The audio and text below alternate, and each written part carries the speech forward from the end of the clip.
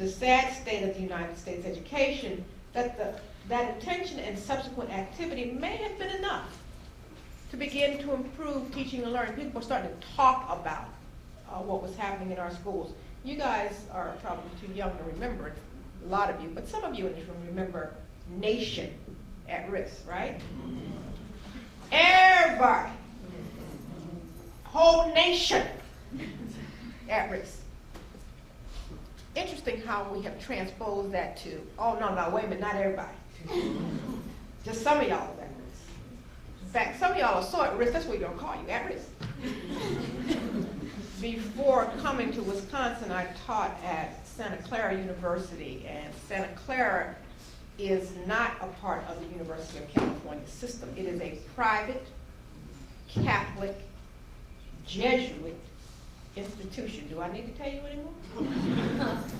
If those folks don't know it, then you don't need to know it. Because they know everything. And don't have any trouble reminding. We know everything. And it's an interesting place for me to be because in my 6 years at Santa Clara, I don't think I had 6 black students total. There were only 5 African American faculty members in the university. And I was teaching a class that the university had decided met its ethnic studies requirements, so I got a very interesting mix of students in the class, not just education students. And I remember the first day I taught the class, I said to the students, you know how you get a little overview and you pass out the syllabus and you got everybody all excited. Like it's going to be something, right?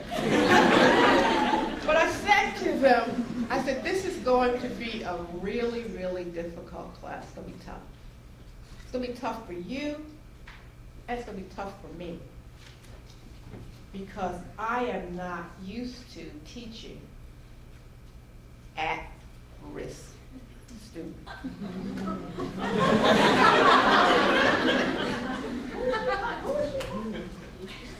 You know, and what was interesting, one of the things you learn about middle classness is that, you know, middle class people are very polite. You know, stuff could be just jacked up, messed up. They act like, you know, it's all right. You know, I'm a working class girl. When stuff be jacked up, we go crazy. What? We fix it up later, right? But they didn't say anything other than this sort of murmuring about who is she talking about. And then I proceeded for maybe the next 7-8 minutes to insert that phrase, at risk, when referencing them. You know, so I said, you know, I know it's a lot of reading. Listen, I know you're at risk. Hey, you know, break it down. You know, work through this thing together and worry about this. You know. I know you're nervous. You're at risk. So finally, a young man in the back of the room, young white man, raised his hand. I said, yes, sir. Can I help?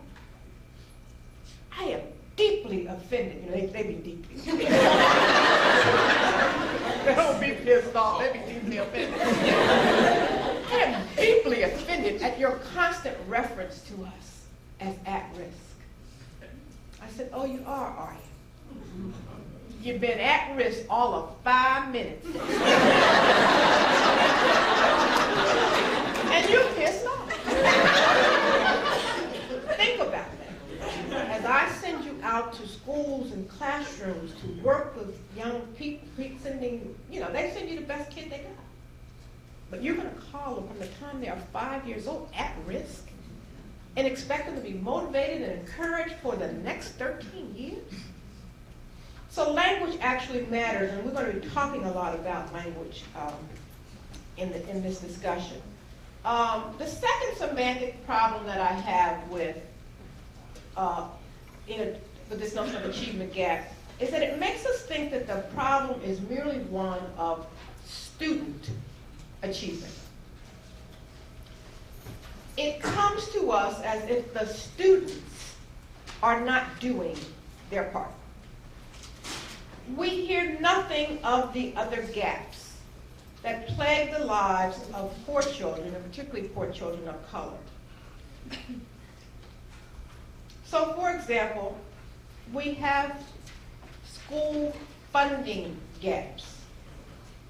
Chicago Public Schools spend about $8,482 per year per pupil, while nearby Highland Park spends $17,291 per pupil. Chicago Public Schools have an 87% Black and Latino population, while Highland Park has a 90% white population. The per pupil expenditures in my hometown of Philadelphia are $9,299 per pupil for its 79% Black and Latino population, while across City Line Avenue in Lower Merion, the per pupil expenditure is $17,261 for a 91% white population. New York City, in its public schools, spends $11,627 per pupil per year for a student population that is 72% Black and Latino, while suburban Manhasset spends $22,311 for a student population that is 91% white. The fundamental question that these funding differences raise is, why are children in suburban schools worth, on average, $10,000 more per pupil per year than children in urban schools? That's a fundamental question for me. You're gonna tell me we have an achievement gap? No, we got a money gap. Let's start right there. Of course, one of the things that one learns in statistics is that correlation does not prove causation, but I think we have to ask ourselves, why do the funding inequities map so neatly and regularly onto the racial and ethnic realities of our schools? See, even if we cannot prove that schools are poorly funded because Black and Latino students attend them, we can certainly demonstrate that the amount of funding rises with the rise in white students. This pattern of inequitable funding has occurred over centuries. This is not something we just start doing. We've been doing this for a very long time. This persistent underfunding of schools serving Black and brown children has had a pernicious effect on the earning ratios of the Black and brown people related to years of schooling. So what the empirical data suggests is that more schooling is associated with higher earnings. That is, high school graduates earn more money than high school dropouts, and college graduates earn more money than high school graduates. And Robert Margot pointed out that in 1940, the average earnings of Black men was about 48% that of white men. But by 1980, the earning ratio had risen to 61%. By 1993, the median Black male earned 74% as much as the median white male.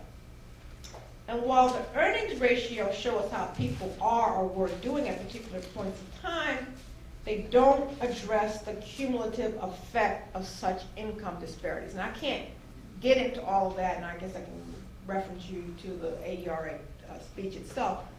But if over time you're not earning money, then you're not accumulating any wealth. And so what you can do for your next generation is markedly different from what someone can do who has been able to accumulate this wealth. We don't talk about the health gap. Students in poor performing schools rarely have the health benefits that students in high performing schools do. The age-adjusted death rate for the African American population was 29.6% higher than for the non-Latino white population. The death rate for the Latino population was greater than the non-Latino whites for 4 of the leading causes of death: chronic liver disease, diabetes, HIV/AIDS, and homicide. And my colleagues in public health tell me, these things are not separate and distinct. You say, oh, well, this person isn't living right, they aren't eating the right food, they're not getting exercise. But it is a much more ecological model that is operating. I was last week in New York City at Teachers College for the launching of the curriculum, the Teaching the Levees curriculum that I hope you guys will write for and get copies of it. It's free, you get the DVDs from Spike Lee's thing.